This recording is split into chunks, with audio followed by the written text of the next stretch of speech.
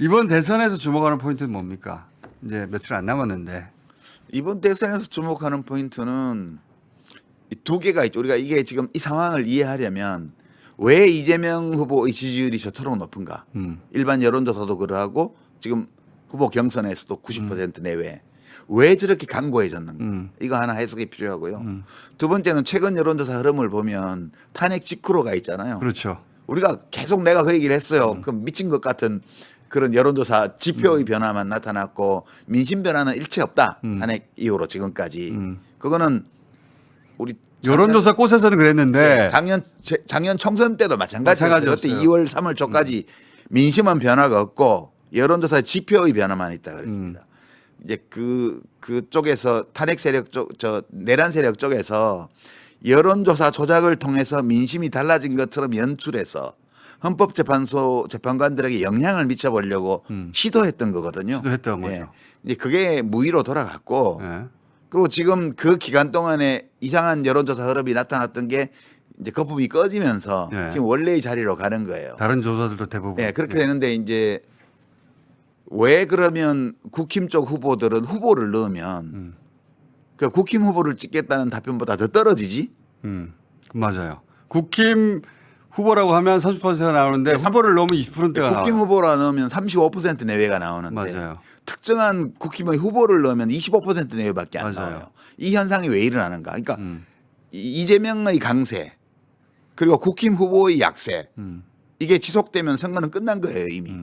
지금 그런 추세예요. 후보 등록 전에 선거가 이미 끝나 있는 상황으로 가는 거예요. 특별한 변수가 없는 한은. 이게 마지막 변수는 만에 하나 대법원에서 이재명 후보를 아웃시킬 수는 없어요. 아웃시킬 수는 없죠. 그러나 이제 정치적으로 공격 포인트를 받을 만들고 수 있는 포인트를 만들어 줄 수는 있겠죠. 그러려고 하는 것 같아요. 예, 근데 그래도 안 꺾일 거예요. 저도 그렇게 생각합니다. 이제 이재명 후보는 원래 그 두 가지를 해설을 하자면 요새 해설이 본업이 아닌데 하여튼 하자면 굳이 이재명 후보는 원래 민주당의 비주류예요.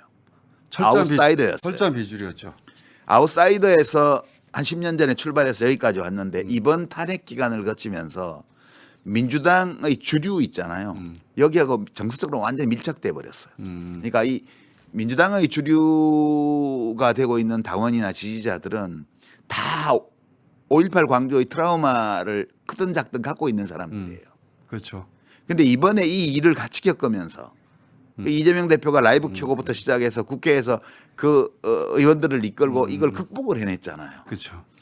그 전까지는 우리의 도구로 쓸 수 있을까라는 게 민주당 주류의 고민이었다면 지금은 거의 한 몸이 돼버렸어요. 정서적으로 일체감이 굉장히 높아졌습니다. 그건 확실한 것 같습니다. 그리고 리더십을 인정하게 됐고요. 인정해. 말 없이. 인정할 수밖에 없었죠. 네. 그걸 돌파한 걸 보면. 그렇죠. 그러니까 민주당의 원래 비주류 출신으로서 들어와서 좀 낯선 스타일의 리더십이어서 사람들이 정서적으로 거리감이 약간 있었는데 사실 2016년 생각해 보면 2016년 대선 겪고 나서 네. 이재명 끝났다. 네. 이재명 여기까지다라고 하는 판단이 그때 주류였고 그렇죠. 되살아나기 힘들 거라고도 많은 네. 사람들이 얘기했어요. 근데 이렇게까지 기적적으로 살아났어. 그러니까 놀라운 여정이에요, 사실. 그러니까 시련을 같이 이겨내면서 생긴 전후에 비슷한 감정들이 맞아요. 생겼어요. 동지 같은. 예, 그래서 이렇게 강고해졌습니다. 강고해졌고요. 그다음에 왜 그러면 국힘당 후보들은 약세냐? 그 베이스가 분열됐습니다. 당원 지지층 베이스가 그 토대가 분열됐어요. 그러니까 땅꺼짐 현상처럼 그냥 국힘당 이러면 35%가 모이는데 그렇지. 특정 후보를 넣으면 근데 김문수를 지지하는 사람들 중에 상당수는 죽었다 깨도 한동훈을 못 찍는 거야. 그러니까 한동훈을 지지하는 사람들 중에는 죽었다 깨도 김문수랑 홍준표는 못 찍겠는 거야. 그래서 어느 후보가 와도 지금 이 탄핵으로 만신창 내란을 일으켰다가 탄핵당해서 이 보수 진영 전체가 난장판이 돼 있는 이 조건에서 이 전체를 하나로 통합시킬 후보가 없는 거예요 지금.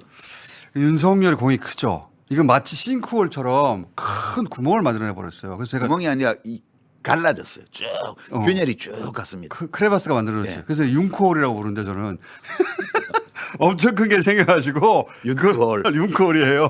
넘어갈 수가 없게 만들었어요. 큰 역할을 했어. 다 갈라져 버렸어. 생각해 보세요. 민주당은 이재명 대표가 아웃사이드 출신으로서 중심으로 밀고 들어와서 이제 민주당의 주류 세력과 역사적 유대감을 형성해버린 조건이 됐고 국힘 쪽은 정서적 분열 또 이념적 분열이 심화돼 가지고 어떤 후보가 나와도 그 진영 전체를 하나로 통합할 수 없는 조건이 돼 버렸어요.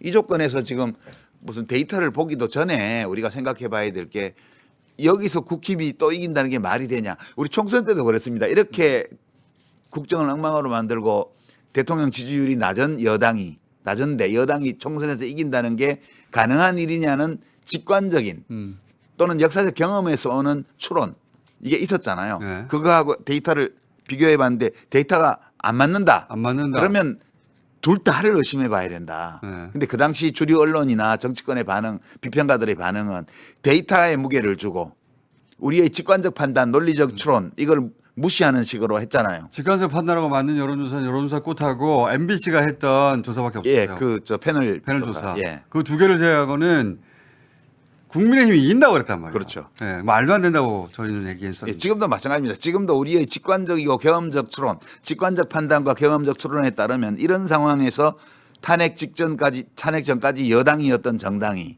후보를 내서 대선을 또 이긴다. 이건 대한민국 망한다는 거예요. 그거는 말도 안 그렇게 되는. 보는 거고 그 우리의 직관적 판단, 경험적 추론을 여론조사 꽃이 몇 K?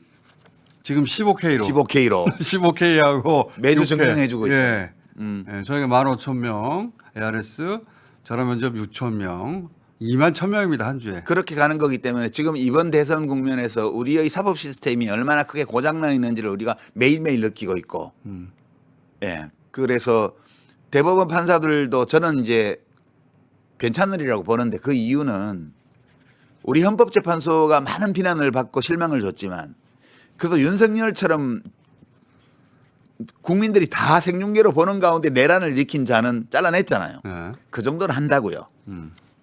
대법원 판사 지금 노태학 선관위원장이 기피 신청해가지고 12명이 하는데 그 정도는 하리라고 봐요. 그 정도는 저는 할 이 것이다. 건에. 그러니까 대법원 판사들이 사법 쿠데타의 주역으로 역사에 기록되는 거.